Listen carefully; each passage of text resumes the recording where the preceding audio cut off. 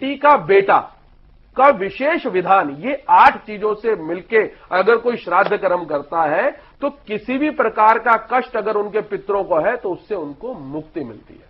और निषेध?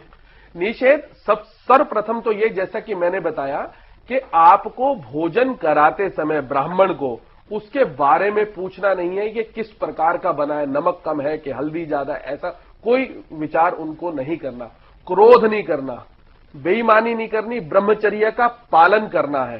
क्रोध तो बिल्कुल भी लेश मात्र भोजन बनाने से लेके और भोजन कराने तक नहीं आना चाहिए। अगर आप क्रोध कर रहे हैं तो इसका मतलब आपके पितृ आपसे नाराज हो जाएंगे। इस तरह की चीजों का विशेष विधान इस ग्रंथों में हमारे यहां बताया गया। यानी कि अगर क्रोध हो गया तो फिर वो जो कुछ भी है वो बेकार, वो निष्फल कहा गया है। शास्त्रों में बिल्कुल साफ शब्दों में लिखा गया है, अगर आप क्रोध कर रहे हैं, सत्यता का पालन नहीं कर रहे, सात्विकता का पालन नहीं कर रहे और इसके साथ साथ आप किसी भी नियम का अगर पालन नहीं करते तो आपके उस पितृ दोष के किए गए कार्य का फल आपको या आपके पितरों को नहीं मिलता और आपके पितृ नाराज होकर, ऐसा भी लिखा है कि वापिस चले जाते हैं और वो हमें शापित करते हैं।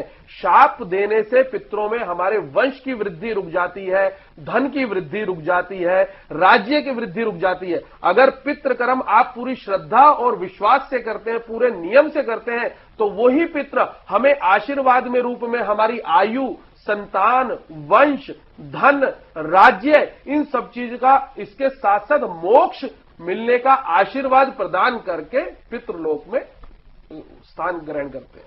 बिल्कुल, पूरे नियम कानून, नियम कायदे के साथ अगर इस तरह की चीजें को पूरा किया जाए तभी पूर्ण फल मिलता है, और पूर्ण फल जब मिलता है तो फिर जिसके लिए हम लोग ये काम करते हैं, श्राद्ध कर्म करते हैं, उसका फायदा मिलता है। कुंडली के बारे में भी हम करें कि कुंडली में पितृदोष जो होता है उनके लिए क्या है प्रावधान? देखिए, अगर किसी की कुंडली में पितृदोष है, पहले तो ये जाने कि पितृदोष होता कैसे।